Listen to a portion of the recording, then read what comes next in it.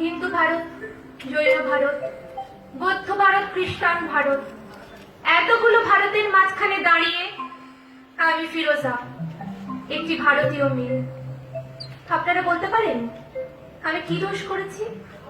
পৃথিবীর যে কোনো দেশের যে কোনো একটি মেয়ের মতন আমি একজনকে ভালোবেসেছিলাম। প্রথম যেদিন ওর চোখে চোখ পড়েছিল আমি জানতাম না কে।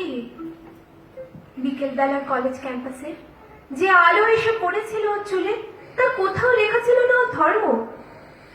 হিন্দু ভারত, জৈন ভারত, বৌদ্ধ ভারত, খ্রিস্টান ভারত। আপনারা বলতে পারেন আমি কি দোষ করেছি?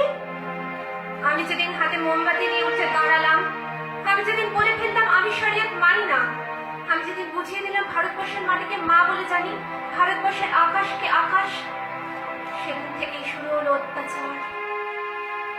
হিন্দু ভারত, জৈন ভারত, বৌদ্ধ ভারত, খ্রিস্টান ভারত। আপনারা বলতে পারেন আমি কি দোষ করেছি? ছেলেটা তো আপনাদের, সে কি দোষ করলো?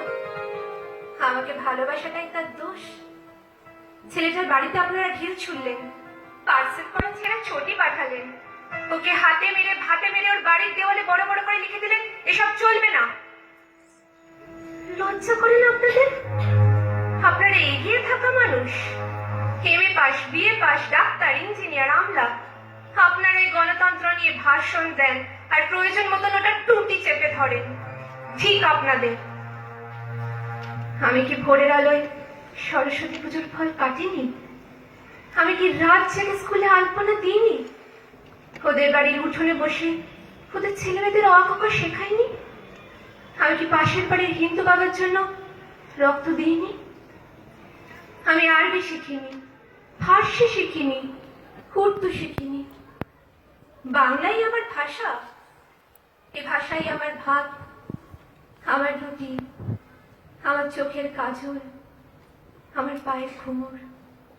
এ ভাষা আমার গোপন চিঠি, যার অক্ষরে লেগে আছে আমার চোখের জল।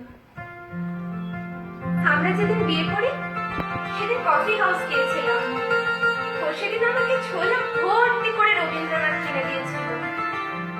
হাওড়া স্টেশনে পৌঁছে কানে কানে রবীন্দ্রনাথ বলেছিলেন, ফিরোজা তুমি আমার মৃন্ময়ী, তুমি আমার লাবণ্য, তুমি আমার সুচরিতা। সেদিন রাত্রে কি হয়েছিল জানি না, কি ঘটেছিল ওদের বাড়িতে, কি ঘটেছিল ওদের পাড়ায়, কি করেছিল ওদের বাবা কাকা, সেটা আজও আমি জানি না। কিন্তু তার পরের দিন ওকে আর কোথাও খুঁজে পাওয়া যায়নি। ও কোথায় চলে গেল আমি জানতে পারিনি। এই আপনাদের ভারতবর্ষ, এই আমাদের ভারতবর্ষ। আমি একজন সাধারণ মেয়ে, অথচ বাড়িতে, পাড়ায়, অফিসে, পুজোর প্যান্ডেলে, বিয়ে বাড়িতে, অন্নপ্রাশনে এখনো আমাকে নিয়ে ফিসফাস।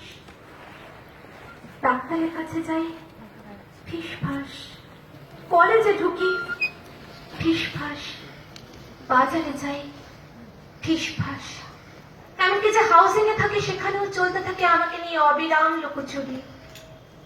ওটা লুকোচুরি নয়, ওটা ফিসফাস নয়, ওটা আপনাদের গভীরে লুকিয়ে থাকা এক একটা সুপ্ত গুজরাট। যদি আপনাদের হৃদয়ে বড় না করেন, আকাশের দিকে আপনারা যদি না তাকান, এই পোড়া দেশে আরো আরো আরো অনেকগুলো পোড়া গুজরাট তৈরি হবে। হিন্দু ভারত, জৈন ভারত, বৌদ্ধ ভারত, খ্রিস্টান ভারত, এতগুলো ভারতের মাঝখানে দাঁড়িয়ে আমি ফিরোজা, একটি ভারতীয় মেয়ে। ধন্যবাদ।